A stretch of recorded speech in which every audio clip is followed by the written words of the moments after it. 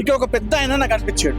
కాలు సరిగా లేవు, కట్టె పట్టుకొని నడుచుకుంటూ వస్తా ఉన్నాడు. నేను చాలా గమనించినాను దూరం నుండి. ఎటు వెళ్తున్నాడు ఇంత పెద్ద ఆయన, రోడ్డు క్రాస్ చేస్తున్నాడు, ఒకడే కాలు సరిగా లేవు.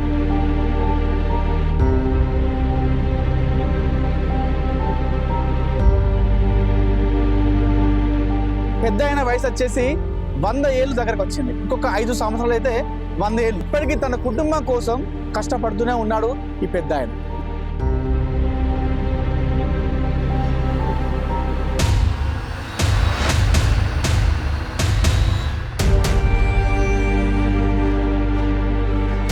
చాలా మంది ఇవాళ రేపు చేతులు కాళ్ళు మంచిగున్నా కూడా బయట బిచ్చం ఎత్తుకుంటారు, మంచిగున్నా కూడా. అట్లాంటి వాళ్ళకు నువ్వు ఆదర్శం.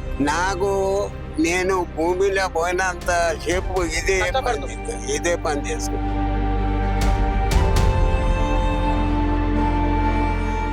ఎముకలు కుళ్ళినా వయసులు మళ్ళినా సోమరులారా చావండి అంటూ శ్రీశ్రీ చెప్పడం జరిగింది.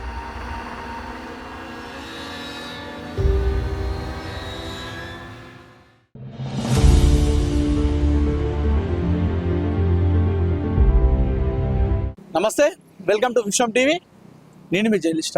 ప్రస్తుతం నేను బాలాపూర్లో కవరేజ్కి వెళ్ళినాము. సో అది ముగించుకొని వస్తున్న నేపథ్యంలో కాంచనబాగ్ పోలీస్ స్టేషన్ దగ్గర ఫుట్పాత్ ఏరియాలో ఇక్కడ ఒక పెద్ద ఆయన నాకు అనిపించాడు. కాలు సరిగా లేవు, కట్టె పట్టుకొని నడుచుకుంటూ వస్తూ ఉన్నాడు. నేను చాలా గమనించినాను దూరం నుండి. ఎటు వెళ్తున్నాడు ఇంత పెద్ద ఆయన, రోడ్డు క్రాస్ చేస్తున్నాడు, ఒకడే కాలు సరిగా లేవు, కట్టె పట్టుకుని నడుస్తూ ఉన్నాడు అని చెప్పేసి అనుకున్నాను. సో చూసరికి రోడ్డు క్రాస్ చేసిండు. క్రాస్ చేసి ఇక్కడ కూర్చున్నాడు. ఏం చేస్తాడు అని చెప్పేసి కాసేపు గమనించిన. చూసేసరికి ఇక్కడ ఒక మూట ఉంది. ఆ మూట ఓపెన్ చేసి చూసేసరికి అందులో చెప్పులన్నీ ఉన్నాయి. ఈ చెప్పులన్నీ ఉన్నాయి. సో చెప్పులన్నీ కూడా మొత్తం ఇట్లా పేర్చిండు. పేర్చి ఆయన సీట్ని మొత్తం కూర్చున్నాడు. ఇవన్నీ బయట పెట్టిండు, కుడతా ఉన్నాడు. పెద్ద మనిషి, చెప్పులు కుట్టే వ్యక్తి. ఈయన ఈ వృత్తిని దాదాపుగా 60 సంవత్సరాలుగా ఇదే వృత్తిని ఎంచుకోవడం జరిగింది. ఒకనొక సందర్భంలో చెప్పులు కుట్టే వాళ్ళకి మనకు తెలుసు ఎంత గిరాకీ ఉంటుంది అనేది. తర్వాత టెక్నాలజీ మారింది, చాలా బయట షాపింగ్ మాల్స్ వచ్చినాయి, అన్ని బ్రాండెడ్ షోరూమ్స్ వచ్చినాయి. ఈ బయట చెప్పులు కుట్టే వాళ్ళనే వాళ్ళు మనకు ఎక్కడ కూడా కనిపించట్లేదు సరిగా. నాకు ఈ కాంచన్బాగ్ ఏరియాలో ఇంత పెద్ద ఆయన చెప్పులు కుడుతూ కనిపించాడు. చెప్పులు కుట్టించుకునే వారు కూడా ఇప్పటికీ ఉన్నారా అని ఒక సందేహం వచ్చింది. ఒకసారి మాట్లాడదాము. పెద్ద ఆయన వయసు వచ్చేసి 100 ఏళ్ళు దగ్గరకు వచ్చింది. ఇంకొక 5 సంవత్సరాలు అయితే 100 ఏళ్ళు. ప్రస్తుతం 95 ఏళ్ళ వయసులో ఇప్పటికీ తన కుటుంబం కోసం కష్టపడుతూనే ఉన్నాడు ఈ పెద్ద ఆయన. అసలు మాట్లాడదాము.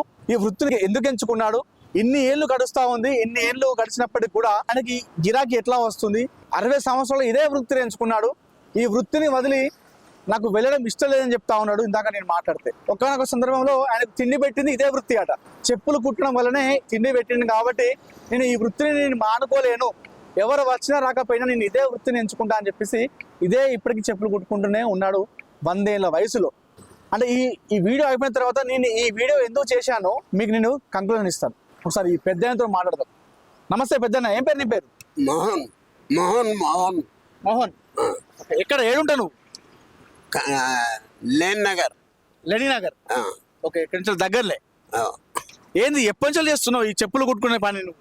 ఇది నేర్చుకునే పని అంటే నేను 60 సంవత్సరాలు. 60 ఏళ్ళ నుంచి ఇదే పని చేస్తున్నా? ఇదే పని, వేరే పని లేదు, ఇదే పని. ఓకే, మరి ఈ పని ఎందుకు నేర్చుకున్నావు అప్పుడు 60 ఏళ్ళ కింద? మరి ఏం చేయాలి, అక్కడ ఏమి మాది ఏమీ లేదు. ఓకే, అక్కడ పొలాలు లేవు, మాకు ఏమీ లేవు, ఇల్లు లేదు. ఓకే, మన ఇప్పుడు ఇల్లు ఎవరు ఇందరము ఇచ్చింది మాకు 60 గజాలు. ఓకే, అంతే. సో నువ్వు ఇది ఎంచుకున్నావు, 60 సంవత్సరాలు ఇదే పని చేస్తున్నావు. ఇప్పుడు నీ వయసు 95 అన్నావు, 100 ఏళ్ళ దగ్గరికి వచ్చినాయి.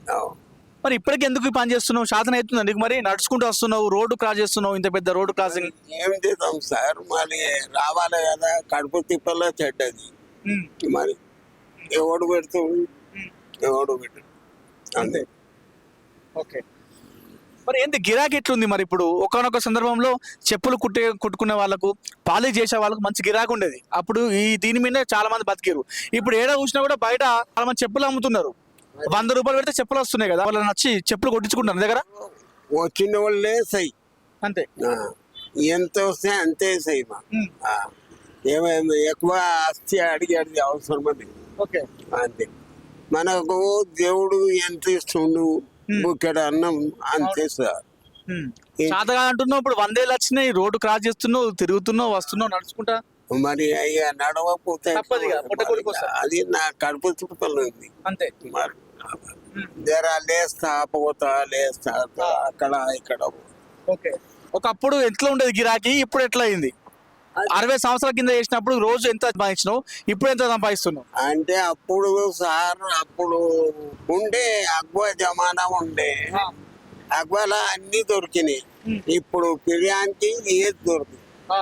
ఇప్పుడు తిండికి కావాలి. ఇప్పుడు పప్పన్న అంటే 100 రూపాయలు కావాలి. అవును. మరి ఇక ఏడుకెళ్ళి తేవాలి.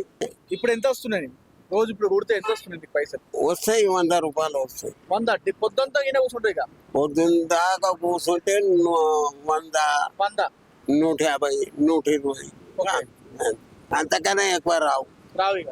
మరి ఇప్పుడు దీనికి గిరాకీ లేదు కదా, దీన్నే పట్టుకుని ఎందుకు కూర్చున్నావు మరి నువ్వు? మరి ఎట్లా చేయాలి? మరి చిన్నప్పటి నుంచి నేర్చుకున్నాము. ఏదో వచ్చినాయి ఎంత పాలిష్ గీలేషన్ చేసుకుంటూ కూర్చుంటా అంతే. అంటే నీకు అన్నం పెట్టింది ఇదే కాబట్టి అప్పుడు ఇంత అన్నము గిన్నము దొరికేది దీని మీదనే. దీని మీదనే బతుకుతాం. అప్పుడు నీకు అన్నం పెట్టింది ఇదే కాబట్టి నువ్వు దీన్ని విడిచిపెడతావు. ఇప్పుడు ఇప్పటికి కూడా దీని మీద పట్టుకుంటావు అంతే. నీకు ఎంతమంది పిల్లలు? నాకు 3 కొడుకులు. 3 కొడుకులే. 3 కొడుకులేనా? పెళ్ళిళ్ళు అయిపోయినా? చేసిన అందరికి మంచిగానే? అన్ని చేసిన. 3 కోడళ్ళు, మనవరాలు, మనమళ్ళు అందరూ. ఈ చెప్పులు కుట్టే ఎంత సంపాదించి చేసినావు పెళ్ళిళ్ళు అన్ని? ఏం చేస్తాం అంతే. మరి నీకు ఇంత వయసు వచ్చింది కదా, ఎప్పుడైనా అనిపించిందా ఇది బంద్ చేద్దాం ఇక నాకు శాతనేతలు అని ఎప్పుడైనా అనిపించిందా? లేదు. ఆ పని ఏమి లేదు. నేను రావాలే చెయ్యాలి. ఇప్పుడు నేను ఎందుకు చేస్తున్నా ఈ వీడియో, చాలా మంది ఇవాళ రేపు చేతులు కాళ్ళు మంచిగున్నా కూడా బయట బిచ్చం ఎత్తుకుంటారు, మంచిగున్నా కూడా. అట్లాంటి వాళ్ళకు నువ్వు ఆదర్శం. ఎందుకంటే 100 ఏళ్ళ వయసు వచ్చినా కూడా నీకు గిరాకీ ఉన్నా లేకపోయినా నీకు అన్నం పెట్టింది ఇదే కాబట్టి ఇప్పటికీ ఇదే పని చేసుకుంటూ బతుకుతున్నావు. మరి చేతులు కాళ్ళు మంచుకున్నా కూడా చాలా మంది బయట బిచ్చం ఎత్తుకుంటారు. అట్లాంటి వాళ్ళకు నువ్వు ఆదర్శం. వాళ్ళకి నువ్వేం చెప్తావు అట్లున్న? అదే సార్, అది అర్థమైంది నాకు. నేను భూమిలో పోయినంత సేపు ఇదే పని చేసుకుంటా. అంతేగాని ఒకళ్ళ దగ్గర ఆధారపడలేదు. అంతే చేసుకుంటుంటా. పొద్దున ఏ టైంకి బయలుదేరుతావు ఇంటి దగ్గర నుండి? 6 అవుతుంది. పొద్దున 6 గంటలకు ఈ సలిలా? 6 గంటలకు మెల్లగా వస్తాం. ఓకే. మరి నీళ్లు టిఫిన్ బాక్స్ అంతా వేసుకుంటావు ఆడకెళ్ళి? మొత్తం తెచ్చుకుంటా. తెచ్చుకుని రాత్రి ఎప్పుడు పోతావు మరి పెద్ద ఆయన? 5 గంటలు. ఓకే. అంటే 12 గంటలు పని చేస్తున్నావు రోజు. ఎవరు వచ్చినా రాకపోయినా ఇదే నీకు ఆధారం, ఈ చెట్టే నీకు ఆధారం.